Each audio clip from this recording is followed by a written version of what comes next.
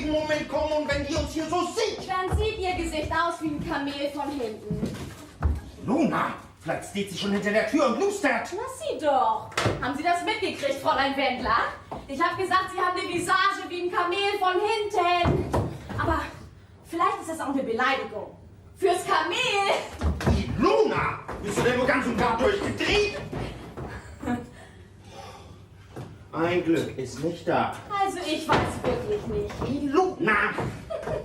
Was weißt du nicht? Warum ich mich gerade in so einen wie dich verguckt habe, das weiß ich nicht.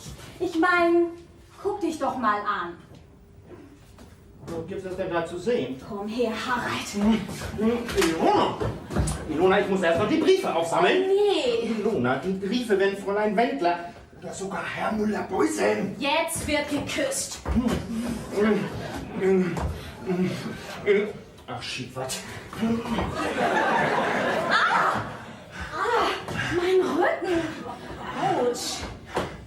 Nicht schlecht, Harald. Für morgens 9 Uhr. She was just 17 and you know what I mean. So, jetzt bin ich da. Jetzt können Sie mich alle mal. Fräulein Wendler, Herr Müller-Beusen, Herr Blome und Hinz und Kunz. Ich nicht. Die Briefe!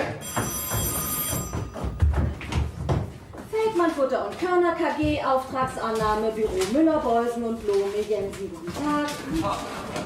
Ja? Fräulein Wendler? Nee, die ist noch nicht da. Soll ich dir was ausrichten? Ja. Ja. Ja, werde ich bis dahin wieder hören. Ein privater Anruf. Für Fräulein Wendler. Privat? Oh, nee. Pass auf wieder an Berg Post heute. Das sagt man. Die meisten sind wieder für den Eumüller-Beusen. Stimmt. Aber ist doch egal. Die für Blome tippst du doch auch, oder? Drolliger Knopf, dieser Blome. Ich kann nicht über ihn lachen. Nein, ich meine doch, wie er sich von Müller-Beusen kujonieren lässt. Und wie Fräulein Wendler ihn behandelt, als wenn er Luft wäre. Ist er doch auch für Sie. Sie ist doch Feuer und Flamme für Müller-Beusen. So wie sie sich immer mit ihm hat. Was würde seine Frau da wohl zu sagen, wenn sie das wüsste? Eine Frau Blome gibt das nicht, oder? Nee, und auch keine Lüttenblumpöde. Oh, oh. In der grauesten Maus versteckt sich manchmal der dreisteste Wolf. Wirklich? Dann sollte ich mir langsam Sorgen machen, denn eine grauere Maus als dich. Was grau? Ich? Bitte schön, Herr Müller-Beusen. Oh mein Gott.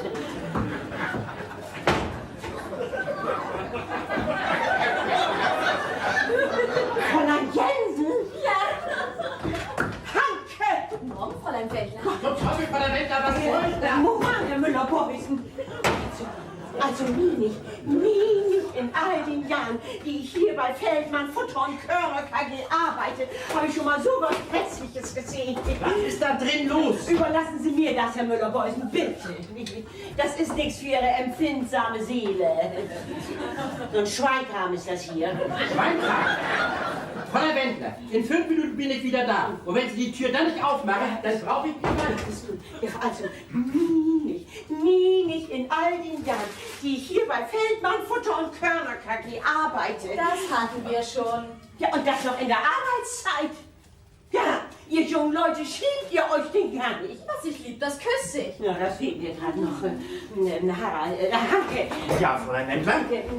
haben Sie die Briefe sortiert? Ja, Fräulein Wendler, das sind die für Blume. Nicht Blumes. Hier sind das die hier für Müller-Beusen. Ja, Fräulein Wendler, das sind die für Na, Müller. dann können Sie nun gehen. Ja, Fräulein Wendler, dann kann ich umgehen. Hanke, Ja, Fräulein Wendler? hier, werfen Sie die noch in Weg und tun da frisches Wasser rein. Ich? Hanke! Ja, Fräulein Wendler. Ist auf den Schreibtischen Staub gewischt, Fräulein Jensen. Fräulein Blome, ja, zu Herrn Müller-Beusens bin ich noch nicht zugekommen. Noch nicht zugekommen, Himmel auf Erden. Hat auch bloß 2 Hände, Fräulein Wendler. Oh, geben Sie mal her. Meine Güte nochmal. Sie wissen doch, dass Sie erst bei Müller-Beusen anfangen müssen. Nicht so hier als immer fest. Was um alles in der Welt soll er denn denken, wenn er hier reinkommt und sein Schreibtisch ist doch nicht in Ordnung. Hier und hier und hier. Und nun, Fräulein Wendler, Herr Müller-Beusen. darf ich nun endlich in mein eigenes Kontor? So, Fräulein Wendler, Hier ist das Wasser. Ja. Oh, Herr Müller-Beusen.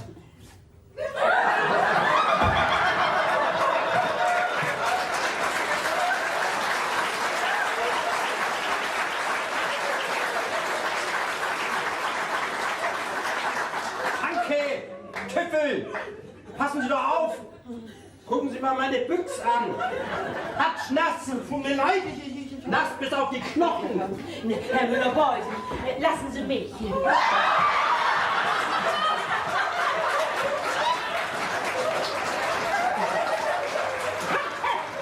Raus mit Ihnen. Sag mal, seid ihr heute Morgen alle verrückt geworden? Was steht denn das Mädchen da noch rum? Fräulein Wendler, bitte!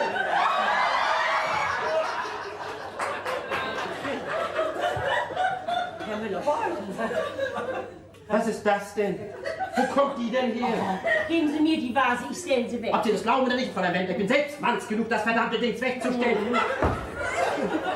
Fräulein Wendler, Herr bitte! Müller-Beusen. Bitte! Fräulein Jensen, ich glaube, das ist besser, wenn Sie uns jetzt allein lassen. Das sieht mir auch so aus.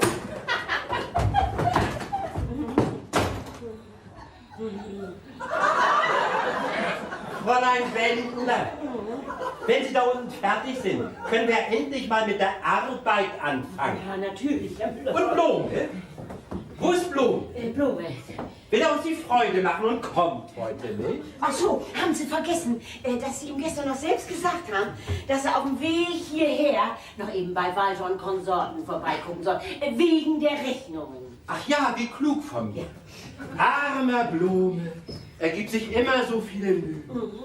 Na ja, Arbeit, Arbeit, Arbeit, die Zeit und die Flut wartet auf niemanden. Nein, tun Sie nicht. Fräulein Wendler, Ja, Herr Müller-Beusen. Oh, Herr Müller-Beusen. Ihr Tisch. mein Tisch, Fräulein Wendler, Blumes Tisch, tipptopp, Ja. alles an seinem Platz. Ich meine, vielleicht hat dieser Blume ja irgendetwas Besonderes an sich, was mir abgeht. Ja. Aber ich kann mir nicht vorstellen, was das sein könnte. Ja, Herr Müller-Beusen, so.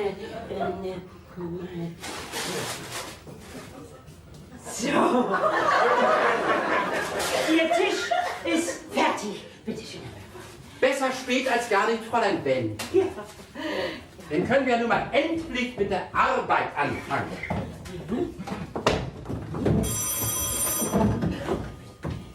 Ich mach schon mal eben auf.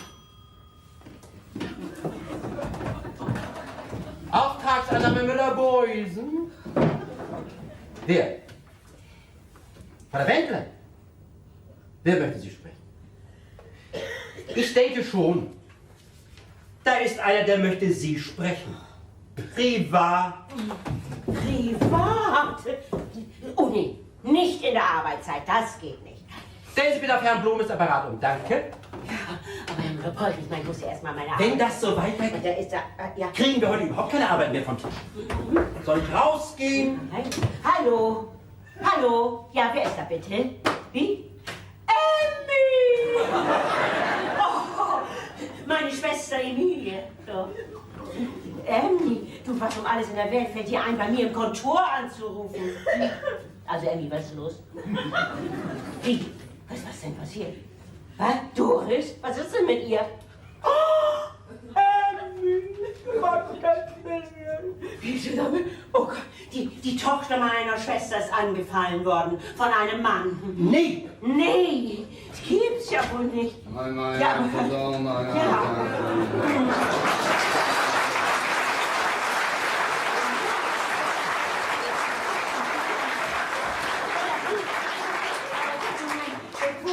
Wo um alles in der Welt ist denn das passiert? Auf dem alten Markt. Was? Wieso? Das ist doch keiner von Schlimm. Walter und Konsorten. Und wieder Rechnung? Ja, ja, du, was will aber auch die Dirn in der sticken, düsteren Nacht, ne? Ja, und dann noch auf dem alten Markt, ne? Ja, sag ich doch, ne? Oh Gott, die arme Dirn, ne? Wer rechnet denn auch mit sowas, ne? Ja, dass da so ein Lustmolch rumlungert, ne? Ganz richtig, so ein Wüstling, der ihr da an die Kleider will. Haben Sie das gehört? Was für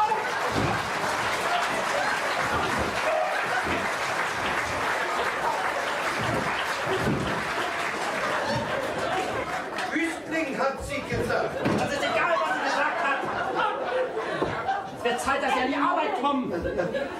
Setzen Sie sich wieder hin. Ja, ja. Machen Sie weiter, Fräulein Wendler. Emmy, bist du noch da? Hör mal zu, dieser Unmensch, nicht? Der hat doch wohl die arme Doris nicht verhaftet, oder? Also? Und? Hat er? Ja. Und sie ist sich ganz sicher. Aha, ja. Oh, da fällt mir ganz Stein vom Herzen. Ja, sie konnte ja schon immer schnell laufen. Ja, du, wie? Das habe ich jetzt nicht ganz begriffen. Was hast du gesagt? Sag nochmal eben. Ja, ach so, ja. Das wäre Fräulein Wendler. Ja. Fräulein Wendler, was Ja. ist denn da, Fräulein Wendler? Ja. Fräulein Wendler, Hör mal. kann ich nun mal... Ganz fürchterlich ist das. Aua! Tut mir leid, Ja. Fräulein Wendler. Ich muss bloß eben... Emmy, du hast ganz recht, nicht? Männer sind alle gleich, nicht? Ja. Alle sind sie verklemmt und haben doch bloß das eine im Kopf: Sex!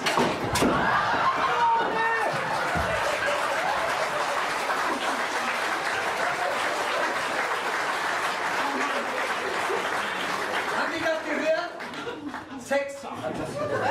Du, Emmy, hör zu. Du, ich komme dich heute Abend besuchen, nicht? Ja. Du, da musst du mir alles ganz genau erzählen, nicht? Emmy, nicht? Ja, du, und dann sagt Doris noch eben, sie soll das nicht so schwer nehmen, nicht? Nee, sie soll das so schnell wie es geht vergessen, nicht? Ja, als wäre es ein schlechter Traum gewesen, nicht? Ja. Nee, das sagt sich so leicht, nicht? Ja, wenn dir da so ein Lustmolch mit seinen glühenden Augen dich ansieht, nicht? Emmy sagt, sie soll mich heute Mittag besuchen, wir können zusammen essen gehen. Ja, und sie soll die Ohren steif halten, nicht? Also ich muss erst mal Schluss machen, hörst du? Tschüss, Emmy. Männer. Da ist ja mein Ratschef vom Müll. So, Fräulein Wendler, kann ich nun mal eben von wegen Walderrechnung... Also sowas müsste verboten werden. Rechnung? Männer. Herr Müller-Beusen auch? Oh, Herr Müller-Beusen, Sie glauben doch wohl nicht, dass ich Sie auch gemeint habe. Natürlich nicht, Fräulein Wendler. Herr Müller-Beusen. Aber sagen Sie, was ist denn passiert? Sie sagten doch, dieses Mädchen, das hätte... Fräulein Wendler, wenn ich nun mal die Walter-Rechnung... Gräsig, nicht? Die Tochter meiner Schwester ist letzte Nacht angefallen worden. Fräulein Wendler. Auf dem alten Markt. Fräulein Wendler. Über den ganzen Markt hat er sie gejagt. Fräulein Wendler. Den sollte ich mal nach die Fingers kriegen, du. Fräulein Wendler, Sie ist doch bei der Polizei gewesen. also die Walter-Rechnung brauche ich nun ganz nötig. Ich meine, das kann ja jeden treffen, nicht? Kann jeden treffen. Das kann sogar mich treffen. Ach was. Ja, natürlich. Ich meine, das spielt doch gar keine Rolle, nicht? Oder Herr Müller-Beusen? Ganz recht, Fräulein Wendler. Wo Sie recht haben, haben Sie recht. Allein in der letzten Woche. Sie Blume! Also wirklich? Was gibt es sowas? Sind Sie nun ganz verrückt geworden? Nee, ich warte bloß auf die Walter-Rechnung. Lass uns doch diese dösige Rechnung! Stimmt.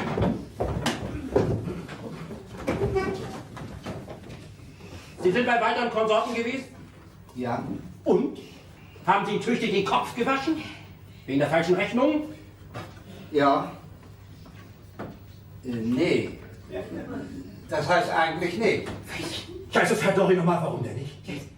Sie waren doch im Recht. Sie hatten doch die Beweise schwarz auf weiß. Ja, im Recht war ich wohl. Und die Beweise hatte ich auch, aber ich hatte sie nicht mit. Was? Nee, Fräulein Wendler hat sie mir nicht in die Tasche gebracht. Was? Ja, das war nicht Ihre Schuld. Nein. Gerade als Sie das tun wollten, da haben Sie gerufen. Ja, und da hatte wohl keiner mehr angeklagt. Also wollte ich damit sagen, dass ich schuld bin? Nee. Ich wollte bloß erklären, wie das alles passiert ist. Blume, bitte!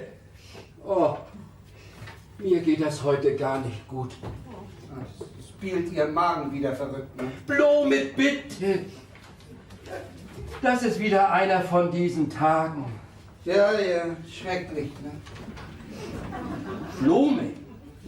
Frau Konsulin Feldmann guckt heute rein. Blume, Wenn Sie mir einen Augenblick zuhören könnten. Ach so, ja, also heute für mich schwarz mit 2 Stücken Zucker und keine Waffel. Und zum Teufel werde ich Blume! Was? Ich habe gedacht, Sie haben nach einem Kaffee gefragt. Haben Sie nicht? Nee. Ja denn, also Fräulein Wendler, wenn Sie ihn denn bestellen, für mich heute schwarz mit 2 Stücken Zucker. Blume. Und keine Waffel. Fräulein Wendler, Ja, Herr Müller-Beuys. haben Sie vielleicht zufällig eine Aspirin in Ihrer Handtasche? Natürlich, hier, bitteschön, Herr Müller-Beuys. Auch gleich ein bisschen Wasser. Ja, danke, Fräulein Ja, Wendler. kommt sofort, Herr Müller-Beuys. Aber machen Sie das ein bisschen warm. Ich meine, kaltes Wasser ist doch Gift für einen lebendigen Magen. Blume. Ja. Frau Konsulin Feldmann guckt heute Morgen noch rein. Sie will wissen, wie das mit dem Betriebsfest aussieht. Ist alles bereit? Ja, alles in Ordnung, ja. Na ja, das will ich hoffen. Ich meine, es ist mir sehr schwer gefallen, Ihnen das zu überlassen. Ja. Aber wenn Sie mir Ihr Wort geben, Tue ich. na gut. Dann erzähle ich der Konsulin, dass wir an alles gedacht haben. Beweisen. Bitteschön. Das Wasser. Danke, Fräulein Wendler, sehr nett. Habe ich gern getan, danke für. Nehmen Sie die Pille und dann das Wasser oben drauf. Oh, ist das neu! Haben Sie das bestellt? Doch, hab ich! Oh Mann! Das muss ich ja gleich mal ausprobieren. Bin ich hier in der Klapsmühle? Herr Müller-Beuys?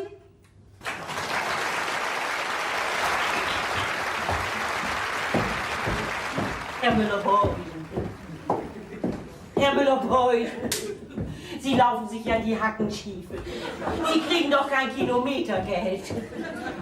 Bitte setzen Sie sich doch hin. Ich werde mich nie wieder hinsetzen. Wozu auch? Wenn Sie wissen, was Frau Konsulin Feldmann gesagt hat, bin ich hier in der Klapsmühle, Herr Müller-Beuys. Fräulein Wendler, Ja, Herr Müller-Beuys.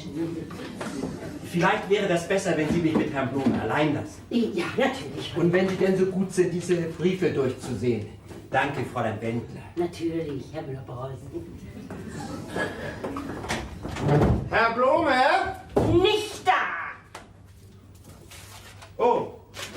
Oh, sind Sie so gut und sagen Herrn Blume Bescheid, dass die Papierbibis da sind? Die was? Die Hüte. Die Papierhüte für das Betriebsfest morgen Abend. Ich soll Herrn Blume Bescheid sagen, bestimmt will er sich den schönsten aussuchen. Macht ihr die Tür dicht? Ja. Von draußen! Bin schon weg. Papierhütte. Betriebsfest. Und das, wo es mir so schmeckt. Nee, also dieses Jahr, also fürchterlich. Ja, was ist denn? Also riesig. Ich meine, ich musste... Fräulein Wendler! Ja, das müssen die da verkehrt gemacht haben. Ich meine, hier kann es unmöglich passiert sein. Als wenn Sie mich nicht ganz verrückt machen wollen. Herr Müller-Beuys, dieser Brief hier, der ist von Kastendiek und Bischof, nicht? Sie schreiben, Ihre letzte Bestellung, Sie hätten 100 Sack bestellt und wir haben bloß 10 geliefert. Bloß 10? Wer hatte da die Null vergessen? Natürlich Blume! Nun habe ich ihm meine Büchsen, diese Null. Ja. Herr Müller-Beuys, Was? Ich meine, Blume ist da nicht schuld an der. Er war ja gar nicht da, er war krank. Krank? Ja, wenn nicht er, was für ein verdammter Hornochse war es dann? Weiß ich auch nicht so genau.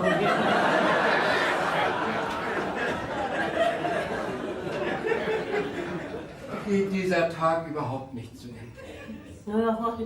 Sie haben sie wohl bloß vergessen, diese Null. Ich habe in meinem ganzen Leben noch keine Null vergessen.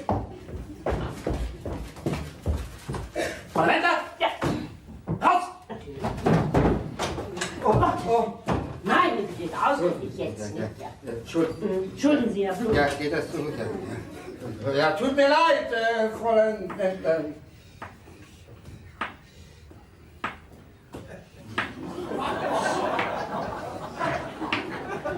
Ja, also ich bin gerade an der Kantine. Blume! Ja? Die Tür. Die was? Oh ja, wie dumm von mir.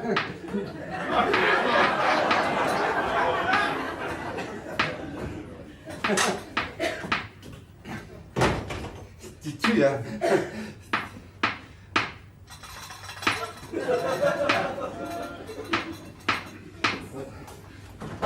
Was wollte ich gerade sagen? Keine Ahnung. Also ja, jetzt fällt mir das wieder ein. Also ich bin gerade an der Kantine vorbei und da habe ich mir gedacht, ich bringe meinen Kaffee gleich mit. Sie haben Ihren noch gar nicht. Tut mir leid. Wenn ich das gewusst hätte, dann hätte ich natürlich... Ja, hab ich nicht.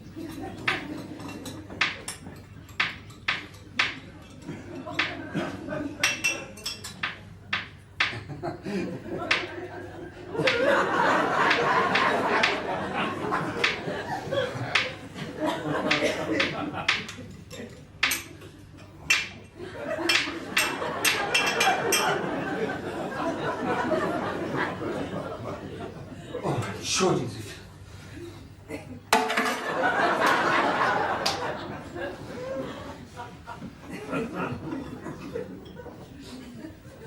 Blume!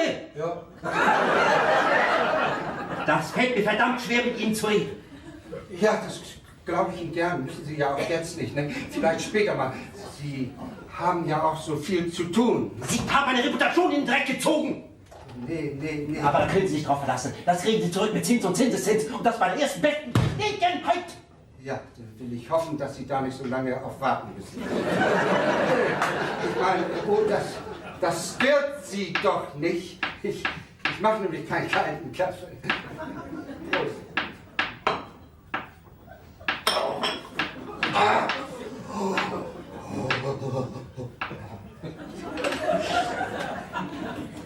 Zu heiß.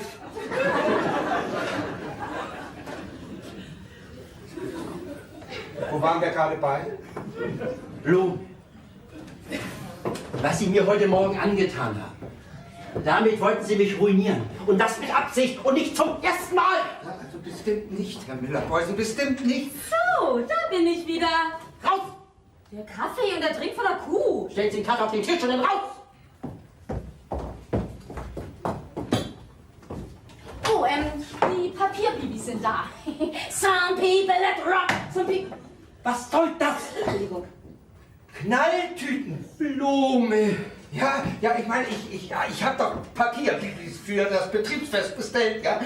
Aber ich will doch eben auch Ja, Blume hier, ja. Geben Sie mir bitte die Abteilung Knalltüten. Oh. Den Einkauf, ja, danke, ja, ich warte. Ja, ich meine, so ein Betriebsfest ohne Knalltüten, das ist doch nichts, oder? Ja? Ja, die Knalltüten. Ja, danke. Ja, die Knalltüten sind schon da.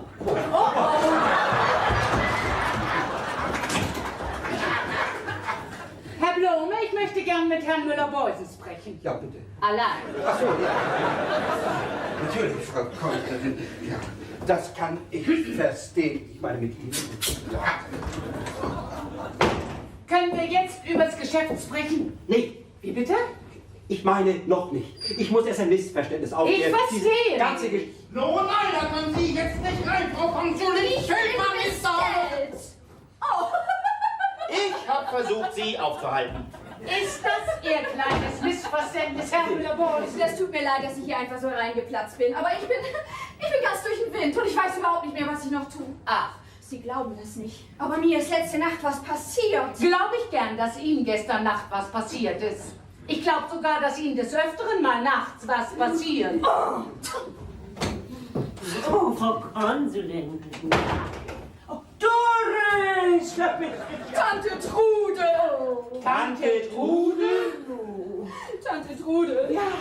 Weißt du, was die zu mir gesagt hat, diese alte Fregatte? Frau Konsulin, das tut mir ja leid, aber Sie dürfen das Doris bitte nicht krumm nehmen. Nicht. Diese Dirn, die ist in der letzten Nacht oh Gott, nee, ich mag das gar nicht mal sagen. Nicht? Nee, aber ich bin letzte Nacht angefallen worden. Vom Mann. So ein Zwienjagd. Der hat mich quer über den alten Markt gejagt. Und ich mit meinen hohen Hacken. Ist das wahr? Das tut mir aber leid für Sie. Na, das kann ich aber doch verlangen. Oder würde Ihnen das gefallen, wenn Sie jemand quer über den alten Markt jagen würde? Das heißt, wenn sich da überhaupt noch jemand für interessiert. Fräulein Wendler, können Sie vielleicht dafür sorgen, dass diese Aber Göre... dafür wird er bezahlen. Dieser Wüstling, wenn der mir noch mal über den Weg läuft. Entschuldigung, Frau Konsulin. Ich muss bloß noch eben was von meinem Schreibtisch. Um Himmels Willen, Mädchen! Diese Stimme. Dieses Mausgesicht. Diese glühenden Augen. Sie. Gestern Nacht. Auf dem alten Markt. Polizei. Polizei! Blume! Herr Blume!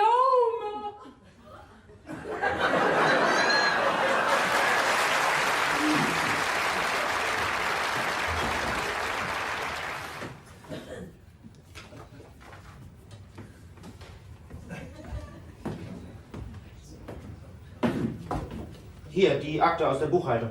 Danke. Danke. Ja. Das ist die verkehrte. B. Oh. Das ist A. Oh. A. Auftragsannahme Blume. Möchte mich sehen? Wer bitte? Polizeiinspektor? Wie? Dösel. Das ist aber ein putziger Name, ne? Ja. Sagen Sie, Mann, er soll dann beim Pförtner auf mich warten. Oh, ist schon da. Nett von ihm, ja. Ja, ist gut, ja. Ja, sagen Sie ihm dann, ich komme denn gleich runter. Ja. Tut mir leid, Herr Müller-Preußen. Es dauert nicht lang. Bin gleich wieder zurück. Reine Formalität. Ja. Die Akte B, ein bisschen fix. Ja. Fräulein Wendler. Herr Müller-Preußen, Dass das so weit kommen konnte. Sie meinen nicht. Polizei bei Feldmann, Futter und Körner, KG. Wenn das der alte Feldmann Der alte wüsste, Feldmann, schrecklich. so eine Schande über die Auftragsannahme zu bringen, über uns. Nein, nicht über Sie, Herr Müller-Preußen. Das ist doch nicht Ihre Schande. Ich mache es ja nicht mal denken. Das müssen wir aber. Wir alle müssen uns daran gewöhnen, dass die Leute mit Fingern auf uns zeigen. Fräulein Wendler, vor Ihnen sitzt ein Mann, blamiert bis auf die Knochen. Nein, Herr Müller-Preußen, nein. Solange noch ein Funke Leben in mir ist, werde ich alles tun für Ihre weiße Weste und für unsere Abteilung. Fräulein Wendler, wenn ich Sie so höre, da könnte ich wieder hoffen. Ja, dann lassen Sie uns zusammen hoffen, Herr Müller-Preußen. Was sollte ich ohne Sie bloß machen? Ohne Ihre Liebe Ja. zur Arbeit. Und die vielen kleinen Überraschungen. Tag für Tag. Gute alte Freundin. Alte? Naja, ich meine das nur bildlich, Fräulein Beck. Also, natürlich, Herr Müller-Preußen. Wo wir gerade von Zeit sprechen, in 5 Minuten muss ich runter zur Expedition. Das ist wichtig. Ja, aber bleiben Sie denn lange weg, Herr Müller-Preußen? Lange? Fräulein Wendler. Na ja, Gott, ich meine, wo wir das euch jetzt hier wissen von Blume und seinem Rappel. Ne? Also, wenn ich mir vorstelle, nicht, dass ich hier mit ihm alleine...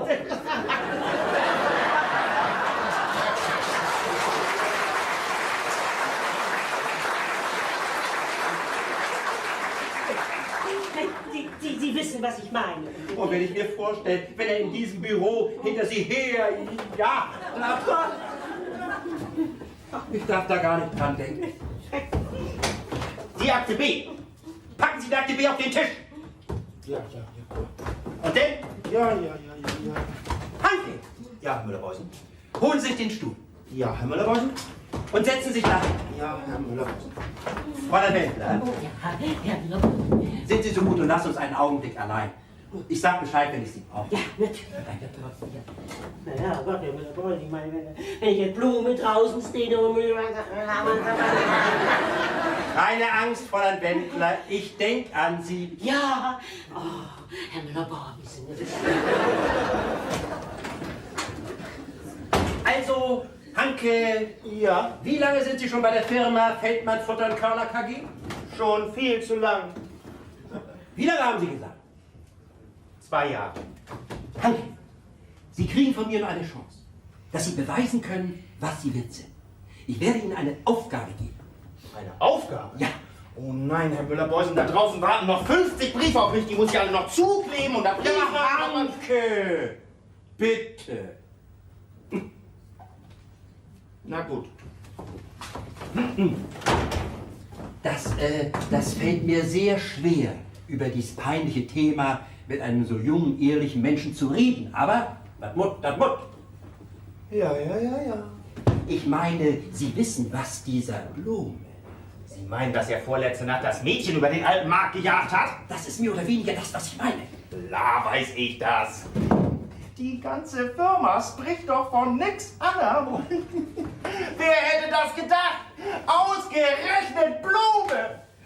Und das in seinem Alter. Ja, aber Hanke! Na, ich meine, der ist doch bestimmt so alt wie Sie.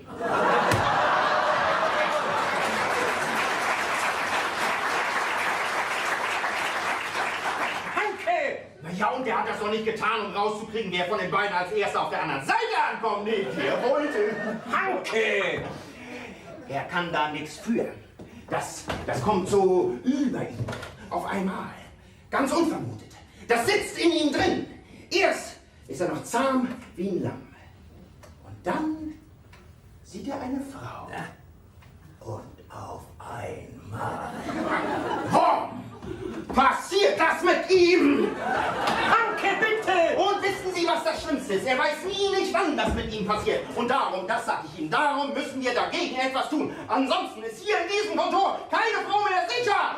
Oh nein, wenn ihr irgendetwas passiert, dann weiß ich nicht, was ich tue. Von nun und jetzt an, Hanke, ist das unsere erste Pflicht, den armen Frauen hier beizustehen. Alles andere muss zurückstehen.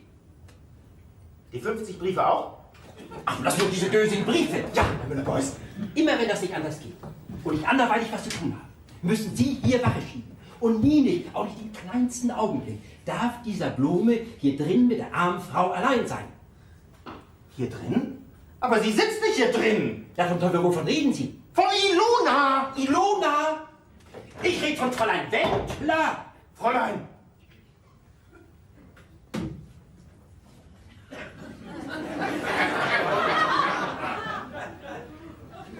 Oh nee, Herr Müller-Beusen.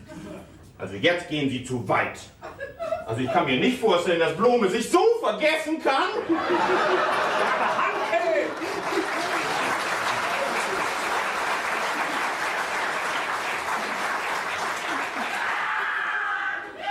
Oh nee, er tut das. Ilona! Fräulein Wendler! Das Monster! Gehen Sie daheim! Tun Sie was! Tun Sie irgendetwas, was Sie für richtig halten!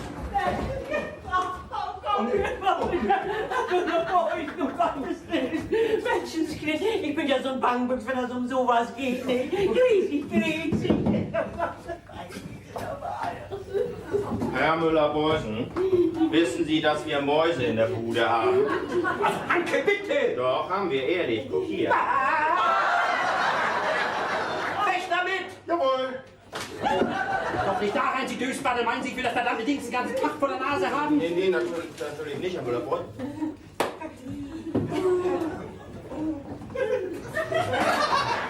Oh, Frau Wendler! Ja. Ich komme zu spät. Rufen Sie an, in 2 Minuten bin ich da. In 2 Minuten. Ja. Telefonieren.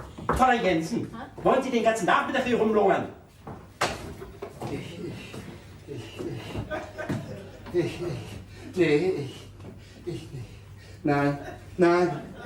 Nein, ich nicht. Ich habe Ihnen doch schon gesagt. Blume! Ja, was? Oh, ich habe mich selbst ausgesperrt. Ich glaube, ich verliere meinen Verstand. Ich mache wahrhaftig merkwürdige Sachen in den letzten Tagen. Blume. Merkwürdig. Ja? Ich muss nun runter zur Expedition. Ja, tschüss denn. Also wenn ich wieder zurückkomme. Ja, lassen Sie sich Zeit, lassen Sie sich Zeit. Frau Jensen! Ja, Herr Müller-Beusen, ich bin schon weg. Frau Jensen! Ja? Lassen Sie die Tür auf! Was? Aber dann zieht das. Sie haben doch gehört, was ich gesagt habe. Raus! Hanke! Ja.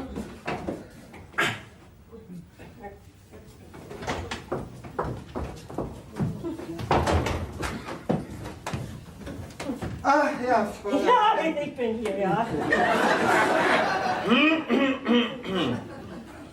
Hanke? Wollen Sie noch was, Hanke? Ich? Nicht? Ja, nee, eigentlich nicht.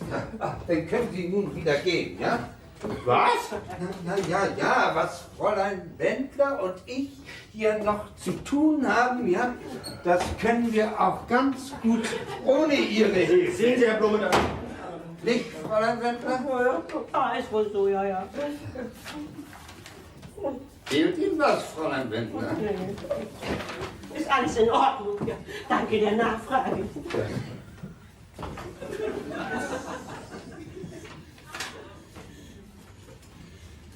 Fräulein Wendler.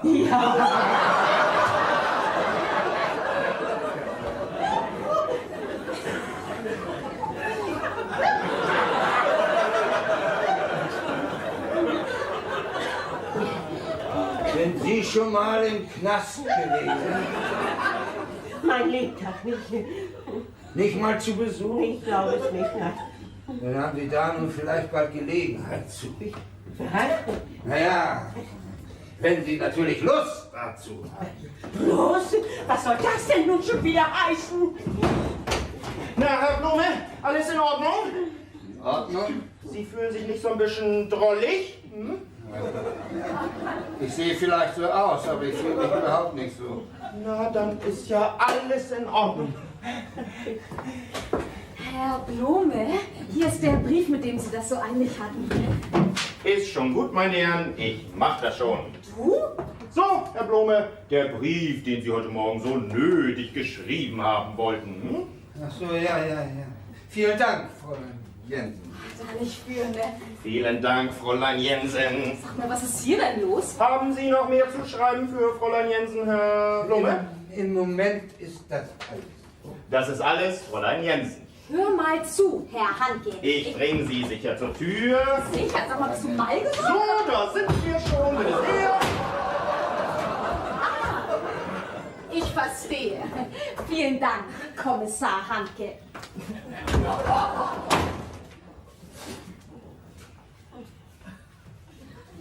Alles in Ordnung, Fräulein Männer. Danke, Hanke, ja. Wenn Sie mich brauchen, ich bin nicht weit weg. Ich bin draußen. Ne?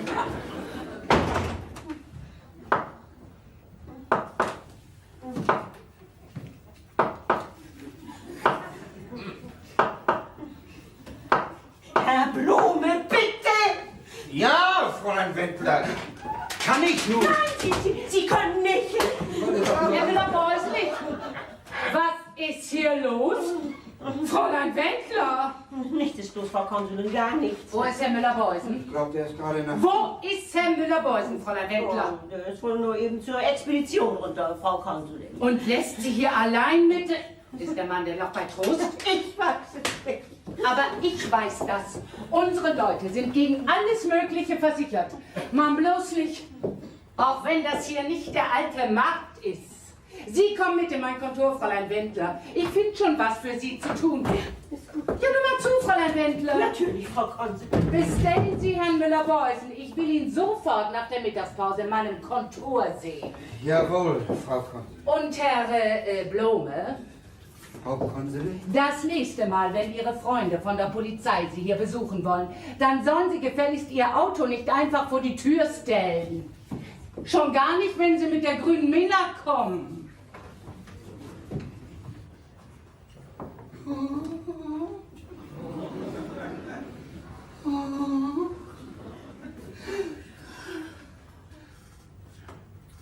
Ja, wenn das so ist, dann mache ich jetzt Schluss. Lieber das als diese Schande. Ah, mein Kreuz. Oh. Lieber das, als mein Leben lang im Knast. Blume! Wo ist Fräulein Wendler? Blume, Sie haben doch wohl nicht... Nee, hab ich nicht. Hatte keine Chance. Was? Frau Konsulin Feldmann hat sie mit in ihr Kontor genommen. Frau Konsulin Feldmann hat Sie mitgenommen? Ja, sie hat gesagt, Fräulein Wendler wäre bei ihr sicherer als hier. Oh, das für eine Schande. Mein Kontor kein sicherer Ort mehr für Frauen. Blume, hat dieses Mädchen Sie wirklich angezeigt? Ja. Mein Gott, dann müssen Sie ja wirklich vor Gericht. Ja, das mag wohl angehen. Verdammt doch mal, warum wissen Sie das denn nicht? Naja, Und der Polizist da hier, was wollte er? Dösel. Was? Ja, so heißt er. Dieter Dösel. Ich will nicht wissen, wie er heißt. Ich will wissen, was er will. Was hat er gesagt? Naja, also er hat gesagt, dass dieses Mädchen, wie heißt sie dann noch? Lass uns doch diesen dösigen Namen. Ja. Was ist mit ihr? Ja, also sie war sich ganz sicher, dass ich das war, der sie... Oh, ja. Sie wissen schon. Und sie will da auch einen heiligen Eid drauf tun, vor Gericht, sagt Dösel. Was hat er noch gesagt? Ja, also die Sache steht nicht schlecht für das Mädchen. Blume, Ja? Sie müssen sich dagegen wehren. Gegen Sie wen? erzählen ihm, dass das alles nicht wahr ist. Ja, aber- An dem Abend, da waren Sie nicht mal in der Nähe von dem alten Markt. Nie in Ihrem ganzen Leben waren Sie überhaupt mal auf dem alten Markt. Und bis zu dem Tag, wo Sie angezeigt worden sind, haben Sie noch nie nicht was von dem alten Markt gehört. Und an dem Abend, da waren Sie weit, weit weg vom alten Markt. Sie waren nämlich zu Hause in... Wo wohnen Sie eigentlich? An alten Markt.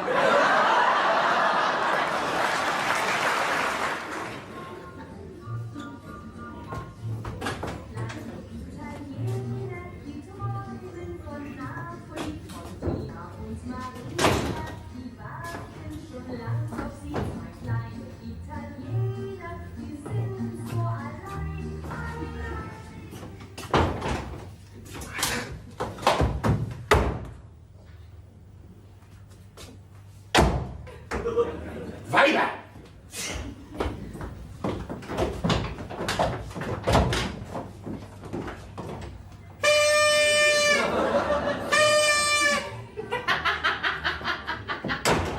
So, da bin ich. Du hast wohl gedacht, ich komme nicht, was?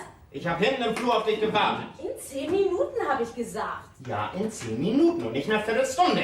Tut mir leid, ich bin aufgehalten worden. Hol dir auf was, ist zu und zu lecker. Ilona? Mann, pass auf mein Kleid auf. Wenn schon da ein Fleck drauf kommt. Wow. Ach, hör doch auf mit deinem blöden Kleid. Vielen Dank. Hast du überhaupt gemerkt, dass du nun zum ersten Mal was zu dem Kleid sagst? Du hast auch noch nichts zu meinem Jackett gesagt. Nee, ich habe versucht, das nicht zu tun. Sag mal, wen hast du da denn rausgejagt? Das gehört meinem Bruder. Naja, ihm passt das denn ja vielleicht auch. Sag mal, wo hast du dich eigentlich die ganze Zeit versteckt? 3 Tänze und nichts von dir zu sehen. Ich habe mir ein paar von den anderen Mädels geschnappt. Aha. Und worüber? Männer. Männer? Männer. Wir haben eine Wahl gemacht. Eine Wahl? Wir haben den Mr. Feldmann Futter- und Körner-KG gesucht. Aha. Und was ist dabei rausgekommen? Dass ihr der dümmste Haufen von Schlafmützen seid, den die Welt gesehen hat. Gilt das auch für mich? Ich habe nichts anderes gehört. Ah. Bleib sitzen. Ich muss mich ein bisschen verpusten. Oh Mann, die Schuhe bringen mich um. Ilona? Meinst du auch, dass ich eine alte Nachtmütze bin? Einen richtigen Kerl gibt das doch bei Feldmann, der begriffen hat, wo das drauf ankommt. Du meinst...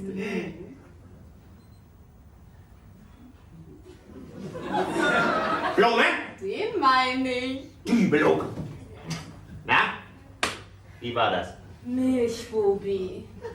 Milchbubi? Ich werde dir zeigen, ob ich ein Milchbubi bin oder nicht. Oh, halt nicht! Pass auf deine Brille auf! Ach, schieb mal doch mit dem Grill. Halt nicht mein Kleid! Oh, mein Fuß!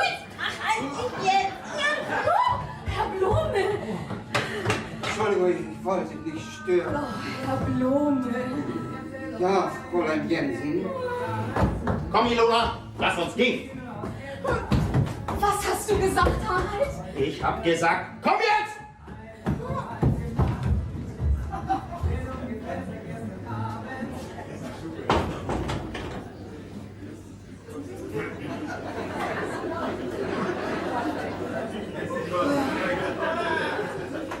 Nee, die Schuhe, die braucht sie doch noch, die arme Dirn. Ich habe meine Pumps vergessen, Herr Blume. Was? Meine Schuhe. Oh, Oh. Oh. Oh. fehlt Ihnen was, Fräulein? Sagen Sie nichts, ja? Bloß einen Augenblick, ja? Was meinen Sie? Oh Gott, das läuft mir richtig den Rücken runter. Was läuft Ihnen den Rücken runter? Na, das Gefühl doch, was man nicht beschreiben kann. Fräulein Jensen, wollen Sie sich nicht lieber ein bisschen hinsetzen? Danke. Wissen Sie, ich will nicht, dass Ihr Kollege... Wo ist er eigentlich? Harald! Für die Jungs. Oh, Wäscht sich den Lippenstift ab. ach so, ja. Harald ist ein netter Kerl. Bestimmt, ja. Mann, er ist noch so jung. Jung und grün. Er muss noch so viel lernen. Oh, ist das wahr? Ich habe gerade eben gedacht, da hinten, dass er das meiste schon weiß. Sie können ihm sicher noch so viel beibringen. Natürlich gibt es ein paar Sachen, die können Sie ihm nicht beitun. Ich meine, die hat man oder die hat man nicht. Was meinen Sie? Sie haben das. Was hab ich? Aber sicher doch, Sie haben das. Fräulein Feddersen hat es eben unten auch noch gesagt. Fräulein Feddersen? Fräulein Feddersen, Buchhaltung. Ach so, ach ja. Sie hat gesagt, man muss ihm bloß in die Augen gucken, dann sieht man alles. Wessen Augen? Ihre Augen, Herr Blume. Fräulein Jensen, die Tür. Ist schon zu. Und Fräulein Postelt sagt, sie hat das auch gesehen. Fräulein Postel. Fräulein Postelt, Lohnbüro. Fräulein Postel, Lohnbüro. Was hat Fräulein Postel, Lohnbüro gesehen? Ich kann mich gar nicht erinnern, dass ich ihr was gezeigt habe.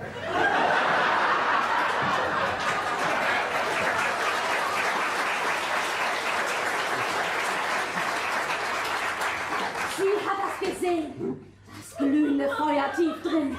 Das Feuer, das sie raus ins Düstere getrieben hat. Einen zu suchen, der den Brand löschen kann. Hat Fräulein Postel gesagt. Das hat sie wirklich gesagt.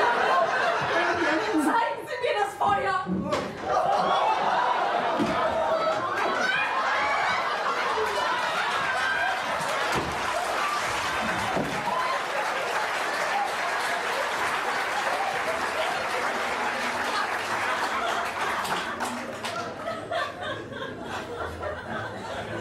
Fräulein Jensen, Herr Blume, Fräulein Postel, Fräulein Jensen.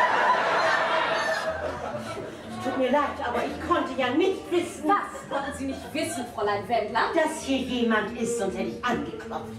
Und Sie, Herr Blume, ich wollte Sie wirklich nicht stören bei dem, was Sie hier mit Fräulein Jensen machen, besprechen wollten. Überhaupt nicht, Fräulein Wendler.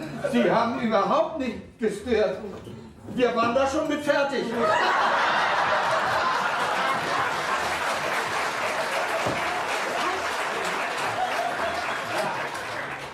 Fräulein Jensen hatte sich ihre Pumps schon wieder angezogen.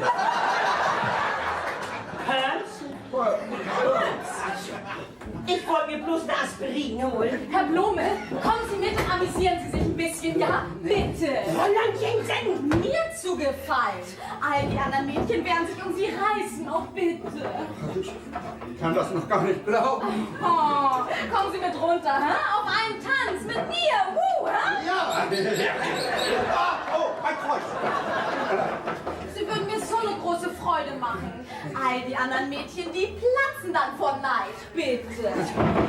Fräulein Jensen, wenn Herr Blume doch nicht will.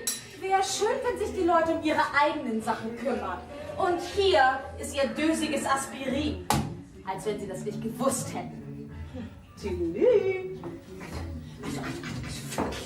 Diese jungen Dirns heutzutage. Ja, Sie meinen das nicht so. Sowas von frech und unverschämt. Ja, ja. Und knackig. Oh. Ja, ich glaube, ich lasse Sie jetzt besser alleine, Fräulein Wendler. Aber bitte, Herr Blume, doch nicht meinetwegen. Und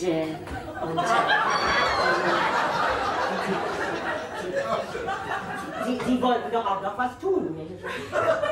Das kann warten. Ja, dann kann ich mir das vorstellen, wie schwer Ihnen das fällt mit mir. Hier so alleine. Bitte, Herr Blume, warum sollte mir das denn schwerfallen und Fräulein Jensen nicht? Ja, Fräulein Jensen ist nicht so sensibel wie Sie, Fräulein Wendler. Warum sagen Sie nicht gerade raus, was Sie meinen, Herr Blume? Was? Warum sagen Sie nicht, Fräulein Jensen ist nicht so altmodisch wie Sie, Fräulein Wendler? Warum sagen Sie das nicht? Ja, aber ich... Ja, das ist doch das, was Sie denken, oder? Fräulein Wendler... Sie denken das. Alle hier bei Feldmann denken das. Und ich weiß das. Ich weiß. Aber nun regen Sie sich doch nicht so auf, Fräulein Wendler. Also, das tut mir leid. Oh, Mitleid. Das ist doch das, was ich mein ganzes Leben lang gekriegt habe. Mitleid. Von klein auf an habe ich immer bloß zu hören gekriegt, arme Lütte Gertrud. Zu Hause, in der Schule, in meiner Lehrzeit und hier bei Feldmann. Ja, aber da können Sie doch stolz drauf sein, Fräulein Wendler. Immer wenn sich einer mit was für Absichten auch immer an Sie rangemacht hat, ja, dann sind Sie stark geblieben. Oh, halten Sie doch den Mund. Womit? Oh, mit diesem Quatsch. Und wegen stark bleiben. Wann denn? Mein Lebtag hat sich doch niemand an mich rangemacht. Und so wie es aussieht, wird es wohl auch keiner tun. Fräulein Wendler. Wenn ich mal sterbe, dann weiß ich nie mehr vom Leben, als ich schon als junges Mädchen gewusst habe. Aber ich soll ja bloß so weiterleben, mein einsames, langweiliges Leben. Von allen ausgelacht und abschätzig von oben herab angeschaut. Ja, aber doch nicht von Herrn Müller-Beusen. Der alte Holzklotz. Fräulein Wendler!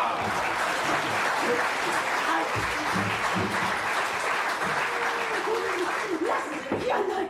Oh, Mensch, das Kind, ich muss nach Hause. Ich drehe sonst hier durch. Es ist jemand da, der mich nach Hause bringt. Fräulein Wendler! Ich muss nach Hause. Fräulein Wendler! Fräulein Wendler! Ich nach Hause. Fräulein Wendler! Ist das jemand da? Sie sich doch! Ich muss nach Hause. Ich muss nach Hause. Fräulein Wendler!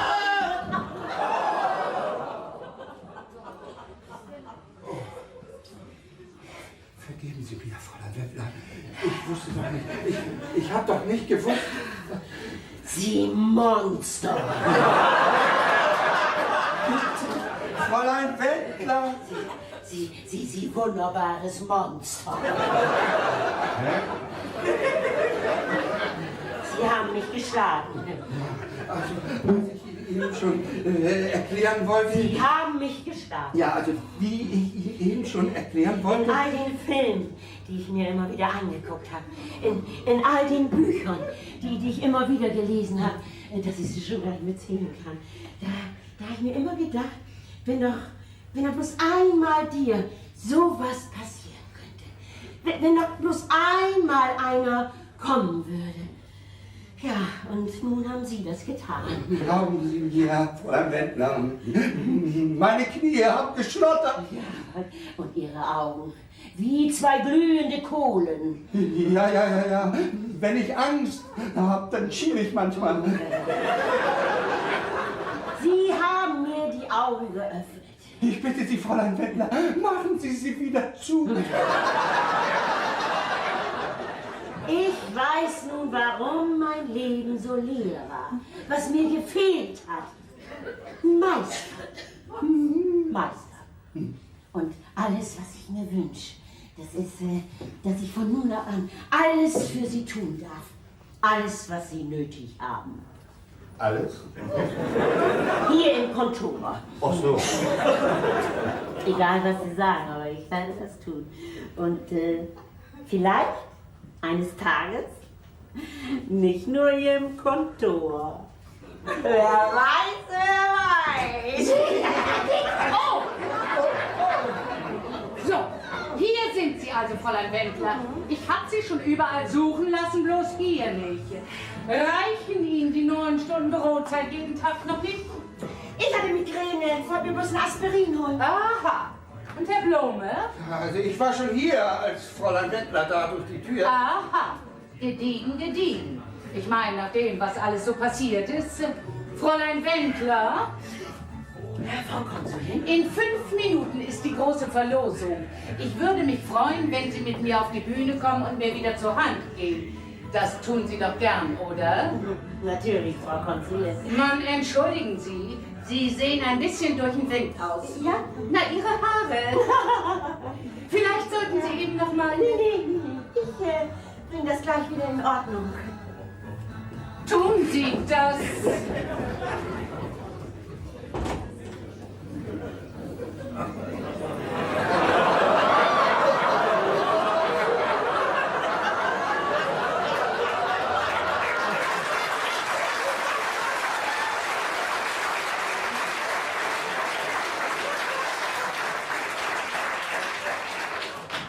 Und was machen Ihre Ohren, Herr Blome?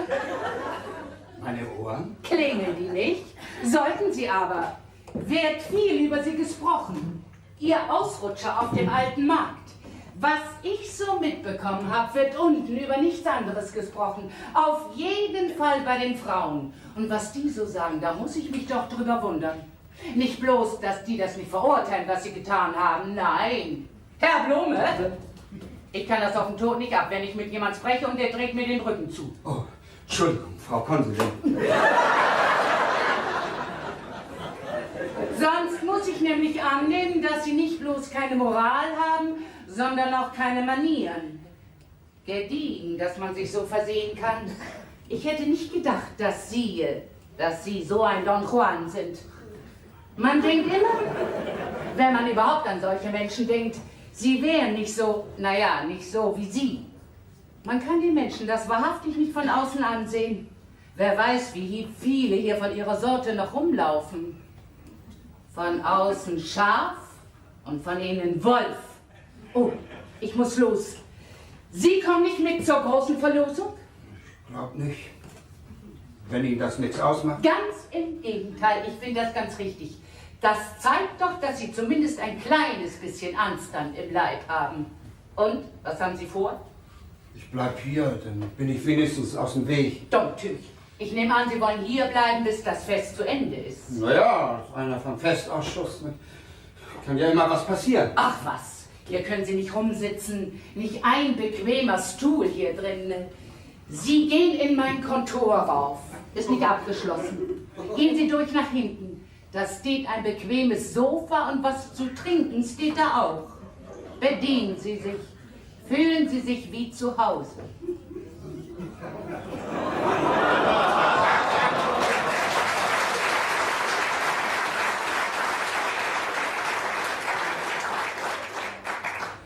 Ich komme. In 10 Minuten nach.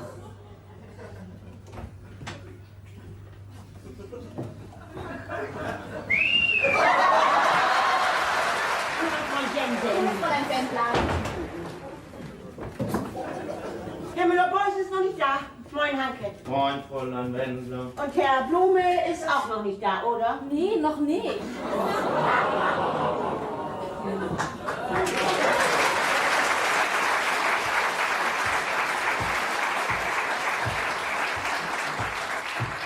Ist die Post sortiert, Hanke? Ja, Fräulein Wendler. Holen Sie mir mal eben ein bisschen Wasser. Ja, Fräulein Wendler. Wie, was nun denn? Ja, ich dachte, ich soll das Wasser holen. Stellen Sie die wieder hin. Machen Sie die voll. Ja, Fräulein Wendler. Aber ein bisschen dann, ne?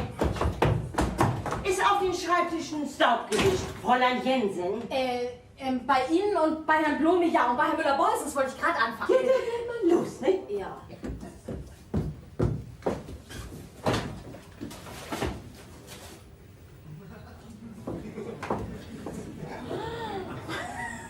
Wie? Was ist das denn hier?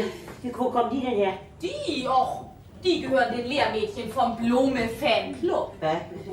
Das kann ja wohl nicht angehen. Kann wohl angehen, die sind alle ganz verrückt nach ihm. Diese dummen Gänse.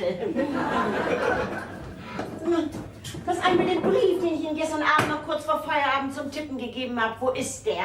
Oh, das habe ich nicht geschafft. Sehen Sie das Farbband von meiner Schreibmaschine? Als ich Den tippen Sie ihn nun. Auf das Delitz. Ganz eilig. Sofort. Ja, Fräulein Wendler. Oh, und wenn er kommt... Wenn sagen wer kommt. Wer? Herr Blome. Sagen Sie ihm das von den Poesiealben und fragen Sie ihn, ob er da gleich was reinschreiben kann. Die Mädchen spielen verrückt, wenn er das nicht bis Mittag getan hat.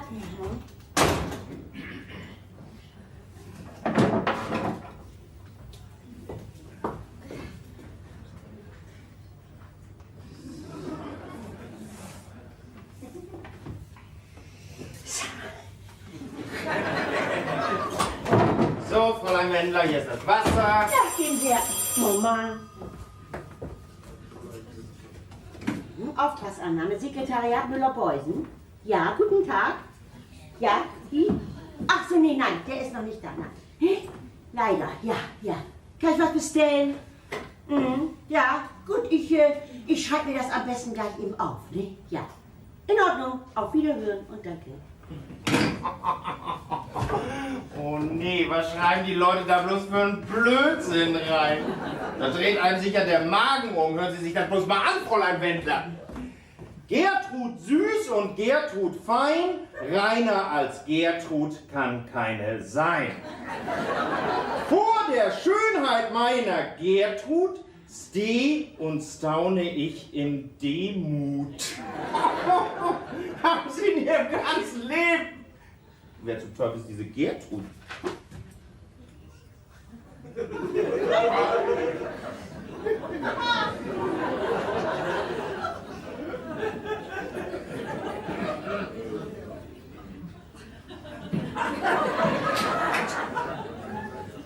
Ist das alles, Fräulein Wendler?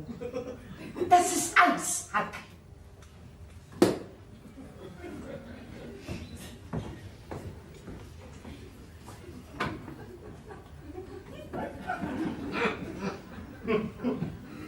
Die Vase.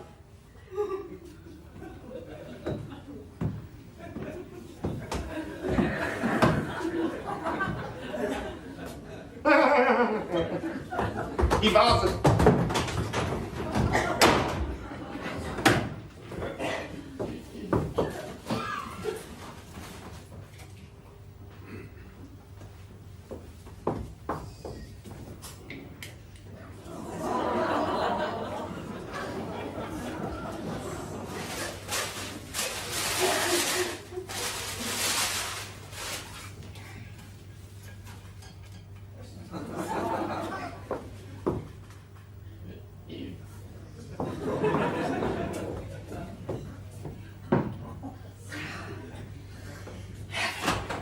Hier ist der Brief, Fräulein Wendler. Ja, geben Sie her.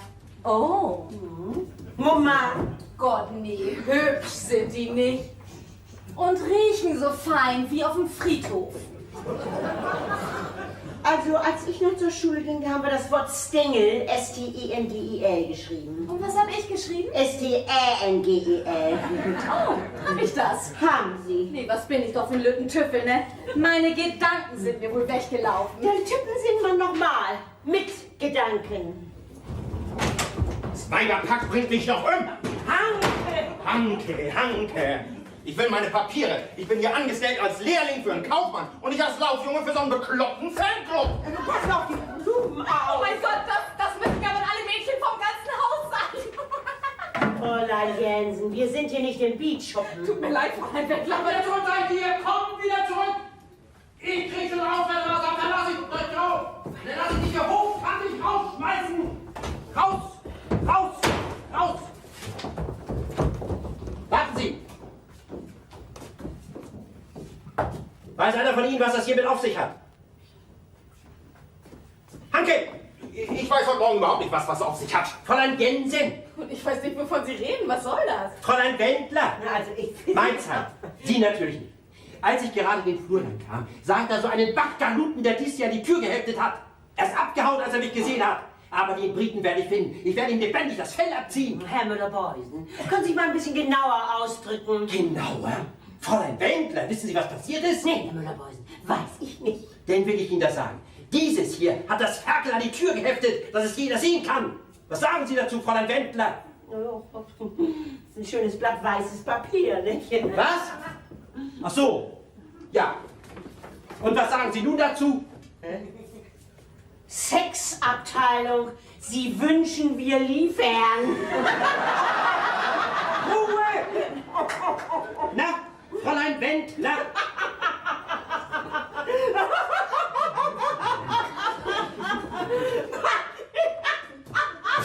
Hättest du das gedacht? Fräulein Wendler. Herr Müller-Beusen.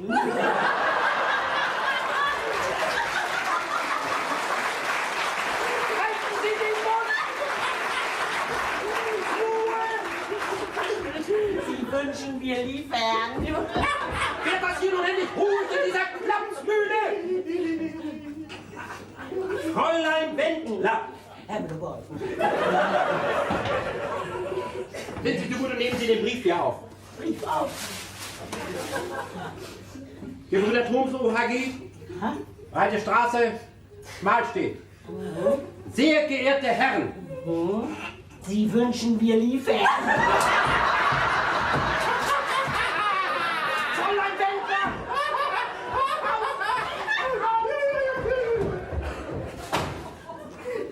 Fräulein Wendler.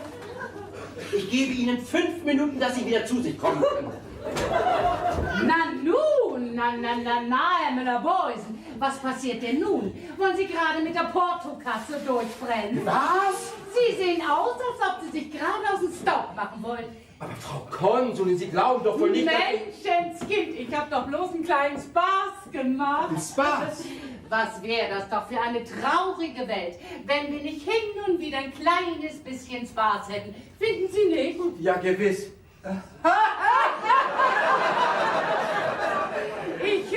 Ich wollte bloß mal eben reinschauen und sagen, wie gut ich mich gestern Abend auf dem Fest vergnügt habe. Oh. Vergnügt. Ich glaube, es hat alles allerbestens geklappt. Ich bin voll und ganz zufrieden. Voll und ganz zufrieden. Hi. Ja, wirklich. Ein Abend, den ich nicht so schnell vergessen werde. Ja, wirklich. Danke, Frau Konsul. Oh, da nicht für. Ich muss mich doch bei Ihnen bedanken. Sie hier in dieser Abteilung, Sie haben da doch die meiste Arbeit von gehabt. Sie, Herr Müller-Beusen. Und natürlich auch Bernhard.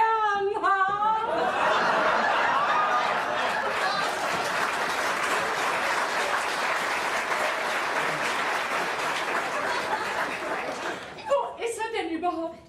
Na, wo steckt er? Ach, Herr Blume. Ja. Ach so, ja. Ach, der ist wohl heute Morgen noch mal eben bei Walter und Konsorten vorbei. Wegen der Rechnungen, nicht? Ach so, wenn er wiederkommt, sagen Sie ihm doch bitte, dass ich mich bei ihm bedanken wollte für Ja? alles. Ja, ich glaube, das war eigentlich alles, was ich sagen wollte. Ich bin den ganzen Vormittag im Kontor.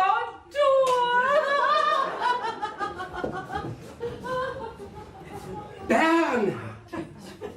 Sie sagt Bernhard zu Blume, zu dieser grauen Maus. Haben Sie das gehört, Fräulein Wendler? Hab ich. Bernhard! 22 Jahre arbeite ich nun für die Firma Feldmann Futter und Körner KG. Und in der ganzen Zeit hat sie nicht einmal Hieronymus zu mir gesagt.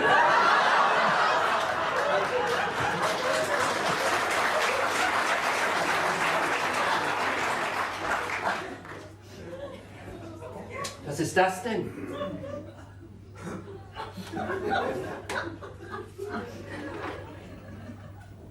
Ich begreife das nicht. Ich kann das nicht begreifen. Was, Herr Müller-Beusen? Diese jungen Webstierten von Jensen und so, die sind so dämlich, da kann man das noch verstehen. Aber Frau Konsulin Feldmann und Sie, Fräulein Wendler, dass Sie ihn so behandeln, als wenn er weiß Gott was kein Held ist. Vielleicht ist er das ja für uns. Sie stehen da und wollen mir erzählen, dass... Was ich Ihnen erzählen will, ist, dass ich und all die anderen Frauen hier bei Feldmann Herrn Blome dankbar sind. Dankbar? Für was um alles in der Welt? Er hat uns gezeigt, dass in diesem muffigen, spartigen, elenden Schuppen zumindest ein Mann ist, der rotes, heißes und menschliches Blut in den Adern hat. Und nicht, ich sag das nochmal, nicht blau-schwarze Tinte. Moin, moin, alter Sohn!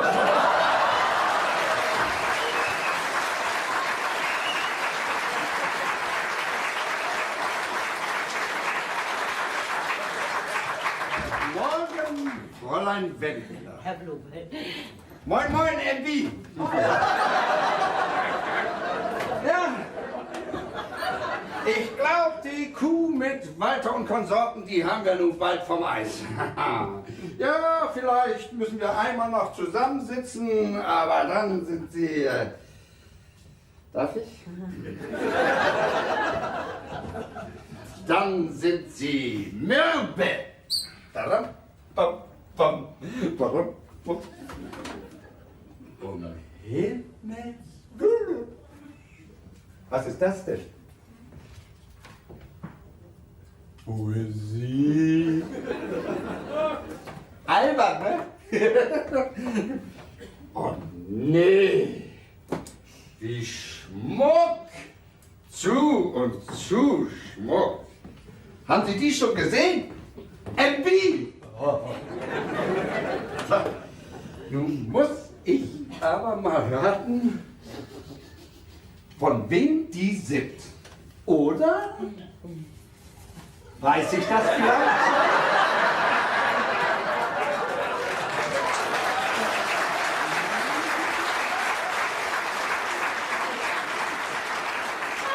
Gar nicht für, Herr Blume. Ich habe richtig gehört. Ah, moin, moin, Frau Jensen. Mögen Sie ein Stück Schokolade? Oh. Dankeschön. Bitte.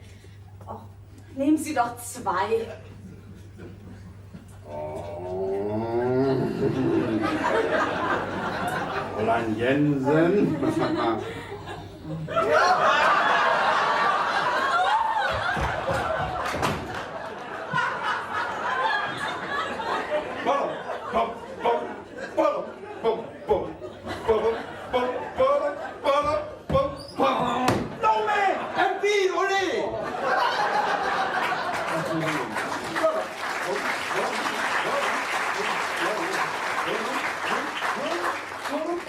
Blume! Frau Konsulin Feldmann war eben hier. Sie hat gefragt. Ah ja?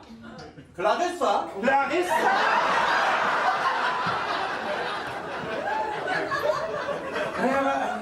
Was wollt ihr denn? Sagen Sie ihm das, Fräulein Wendler.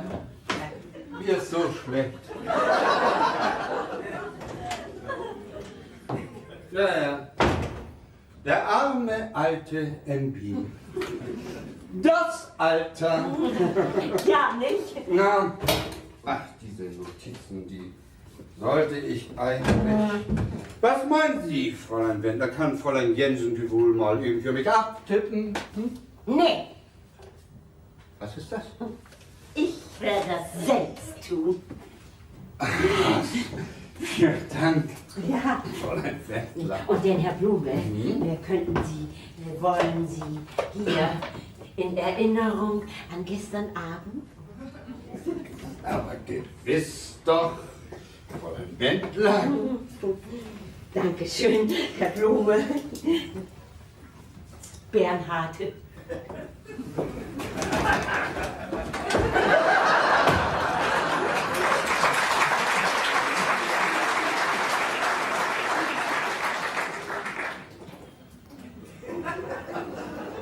Mein Herz ist treu. Ich bin kein Pendler. Ab nu gehört mein Herz Freund Wendler. Herein! Ja, Was ist? Hallo. Sie? Ja. Darf ich? Nein, Sie dürfen nicht vergessen. Nein, Sie sollten... Kann ja ich mich hinsetzen? Meine Stiefel, die bringen mich noch um. Ja, aber Sie sollten... Ich weiß, dass ich sie nicht anziehen sollte. Aber das ist nun mal die neueste Mode. Was soll ich also machen? Gehen Sie, wenn Sie hier einer sieht. Ich musste hierher kommen. Ich habe mich sowas von schädderig gefühlt. Eigentlich hätte ich ja sofort zur Polizei gehen müssen. Aber dann habe ich mir gedacht, nee, ich kann den armen Mann nur nicht länger schmoren lassen. Ja, und darum bin ich sofort hierher gekommen. Ja, das tut mir leid, ich weiß nicht, wovon Sie reden. Ich habe ihn gesehen. Wen? Na, ihn! Den Kerl, der mich über den alten Markt gejagt hat. Ja, aber Sie haben doch der Polizei gesagt... Ich weiß. Und ehrlich, zu der Zeit, da habe ich doch noch gedacht, Sie wären das. Ja. Also, ich saß im Café, ganz dicht beim alten Markt. Ja. Und gleich als ich ihn sah, da habe ich ihn wiedererkannt. Und da war mir klar, dass ich einen riesen Fehler gemacht habe, als ich gesagt habe, dass Sie das waren. Aber er war Ihnen sowas von aus dem Gesicht geschnitten. Die gleiche Figur, die gleiche Größe und genau so eine knubbelige Nase wie Sie. Naja, als er dann aus dem Café rausging, da wusste ich doch erst überhaupt nicht, was ich tun sollte. Aber dann habe ich mir vorgenommen, hier gleich vorbeizukommen. Tja, und nun bin ich hier. Ja, ist wirklich nett von Ihnen, ja. Das ist ja wohl auch das Wenigste, was ich für Sie tun kann, nicht? Wenn ich mir vorstelle, was Sie in den letzten Tagen alles durchgemacht haben müssen. Ja.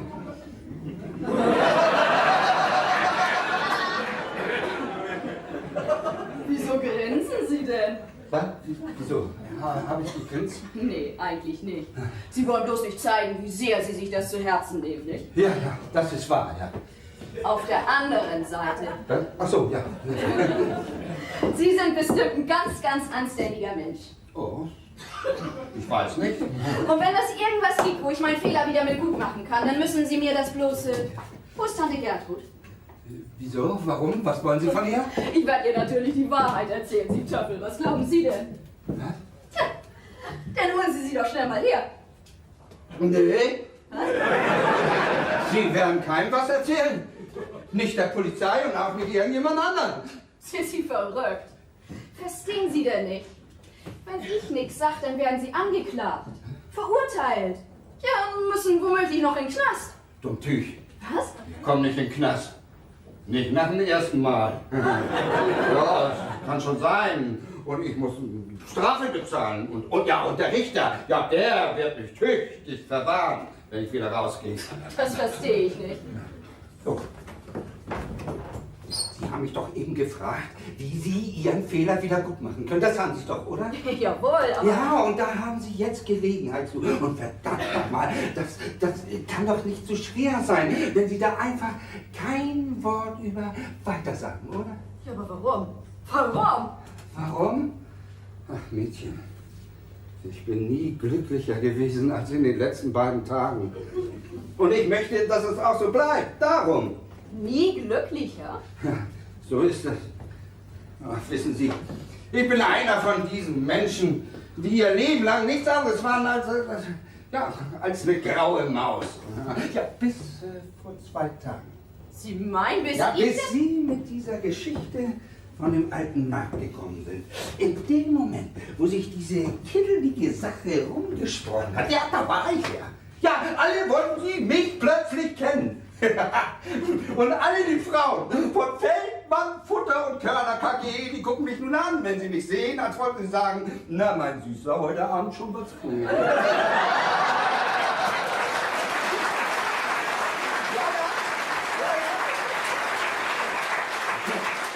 Sogar Ihre Tante Gertrud. Nee! Ja! Gucken Sie mal. Hier, dieser Blumenstrauß, der ist von ihr. Nee! Ja! Verstehen Sie nun, warum Sie nichts weiter sagen sollen? Ja, natürlich verstehe ich das nun.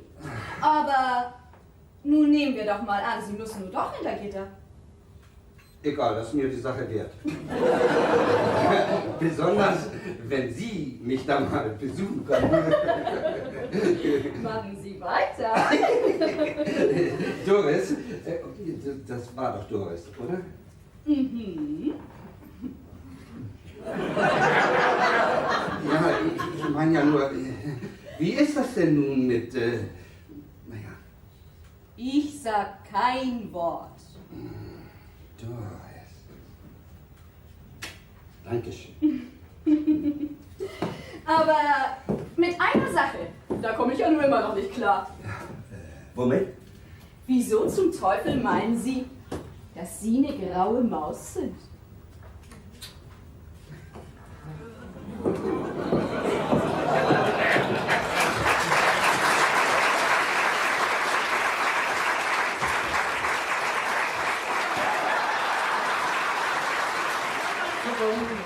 So, das wäre das. Da haben wir nun endlich Ruhe vor dem Rentner. Wo reden Sie von? Natürlich von den Walter- und Konsortenrechnungen. Sie sind bei Walter und Konsorten gewesen. Na klar, mein Jung. Habe ich doch heute Morgen gesagt, dass ich da nach dem Mittag hin will? Da kann ich mich nicht dran erinnern. Da habe ich nichts von gehört. Nee? Ja, dann müssen wir Herrn Müller-Beusen ja wohl mal ein Hörrohr kaufen. Ich bring das mal eben in die Buchhaltung. Ja?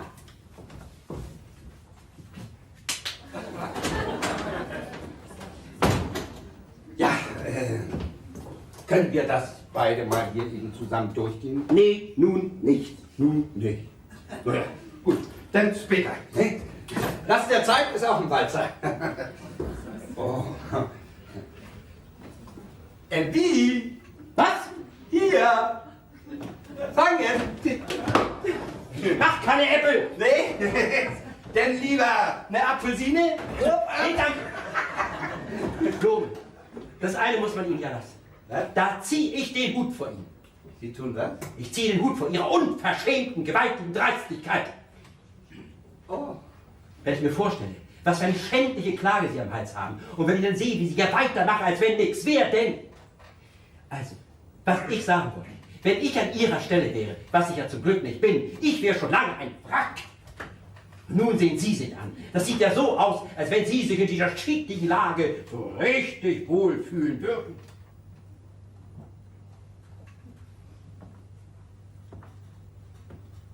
Ich hätte Ihnen eigentlich mehr zugetraut, MB. Mir? Ja, ich habe immer gedacht, Sie können den Menschen an der Nase ansehen, was das für welche sind.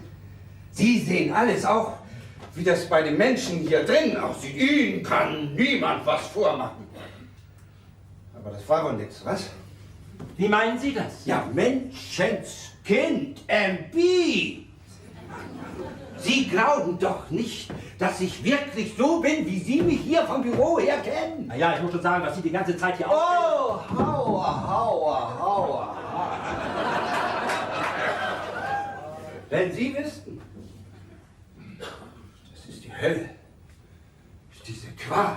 Du lieber Himmel. Ah, MB.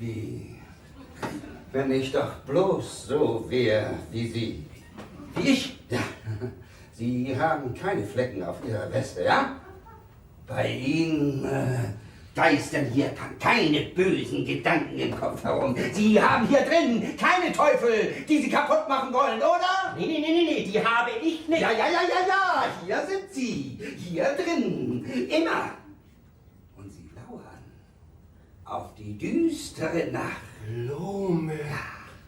Das ist die Zeit, wenn Sie in meinem Kopf das Lamentern anfangen. Immer dann, wenn ich gerade meinen Kakao ausgetrunken habe.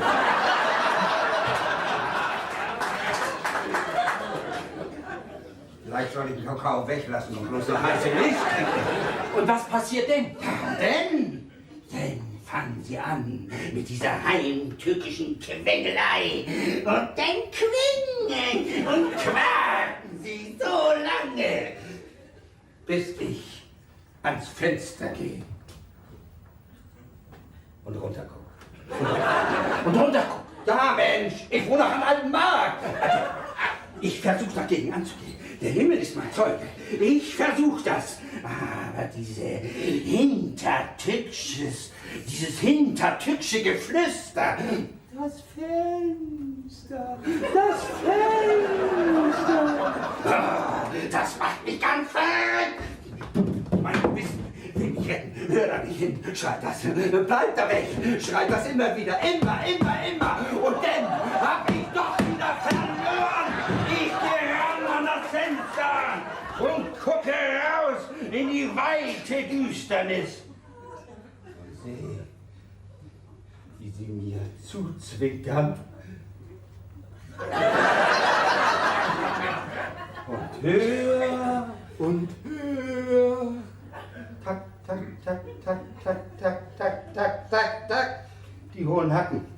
Von diesen Pam! Und so war das in der Nacht? So ist das in jeder Nacht. Was? Ja, manchmal kriege ich sogar zweimal in der Nacht solche Schauer. Wie könnt ihr das sich vorstellen? Das kann ich nicht. Ja, und wenn sie denn hinterher jachtern, ja, hinter dem Haus.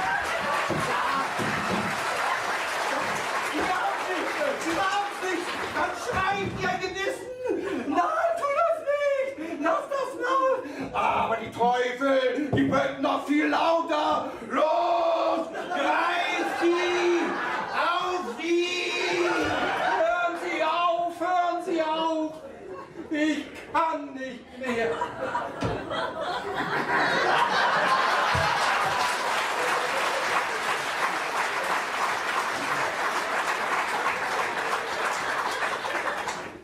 Und denn, danach, wenn die Sonne wieder aufgeht, dann fühlt man sich so verdorben und schlecht. Und man schämt sich zu Tode. Und Sie glauben, dass ich mich in dieser Lage so richtig wohlfühle, was?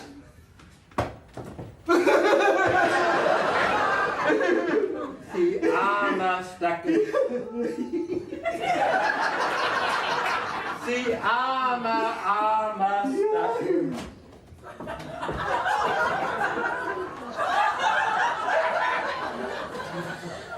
Was um alles in der Welt geht hier denn vor, bitte? Fräulein Wendler, rufen Sie Fräulein Jensen. Ja, Fräulein Jensen! Ich meine, was passiert hier mit der Blume? Ich kümmere mich um Blume. Fräulein Jensen! Ja, ich bin ja schon da. Was? Mann in den Tönen. Fräulein Jensen, laufen Sie runter in die Kantine und holen Sie für Blume eine Tasse Kakao. Kau. Ja. Liebe heiße Milch. Und lassen Sie das bei mir anschreiben. Ja, wenn das so ist, kann ich auch einen Cognac kriegen. Fräulein Jensen! Nicht zu glauben, nun gucken Sie doch mal. Noch 5 Minuten und die beiden feiern Verlobung. Ja, nun gehen Sie doch mal ran. Ja, doch nicht da. Da. Ach so, ja, entschuldigen Sie.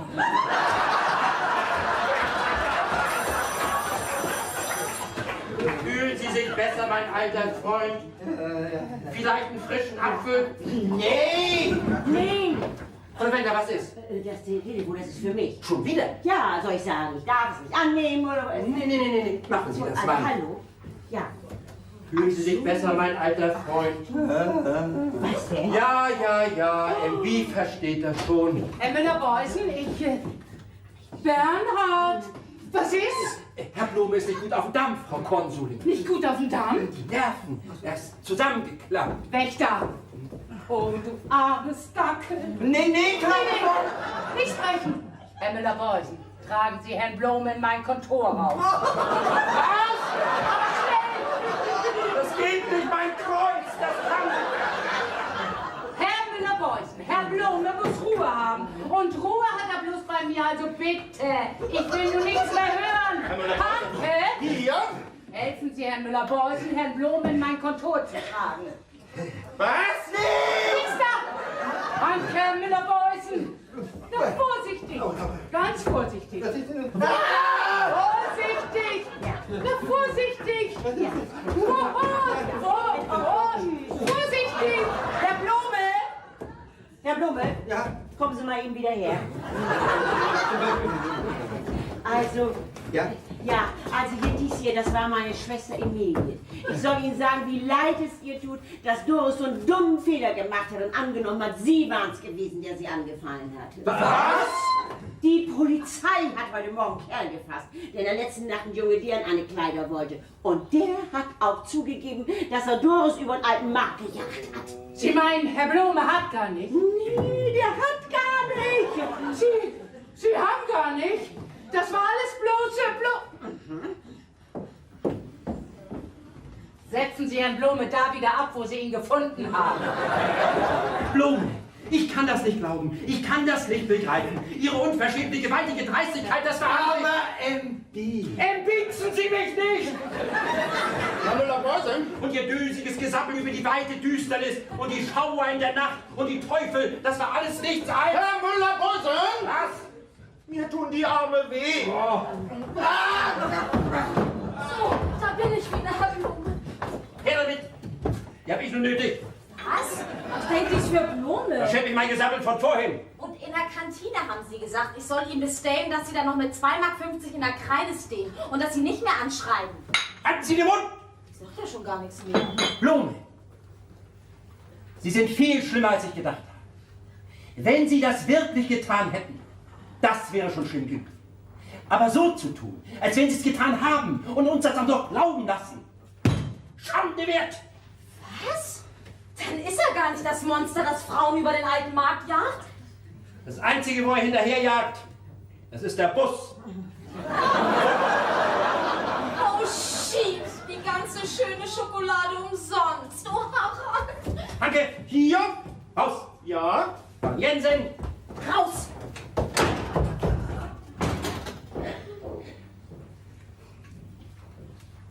dies hier ist ein Kontor.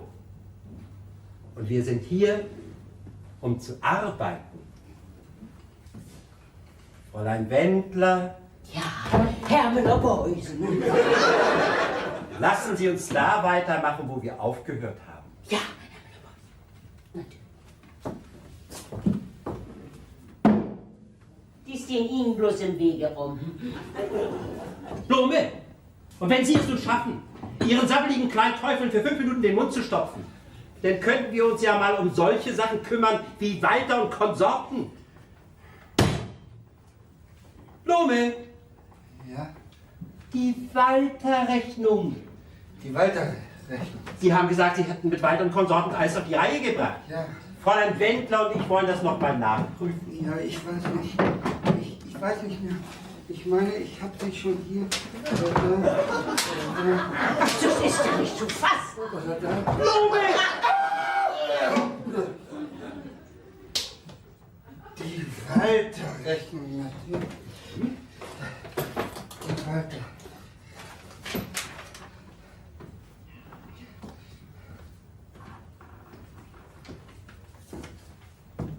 Die Schied, Walter und Konsorten.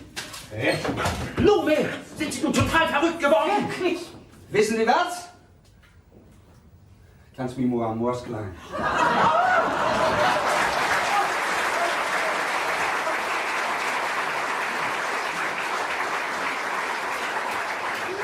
Herr Blume, sehen Sie nicht, dass hier auch noch eine Dame steht? Blume, was haben Sie vor? Wo wollen Sie hin? Spazieren gehen.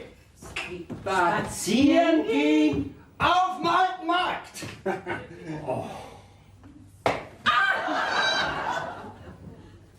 Kommst mit? Süße? Bananen. Herr Blume.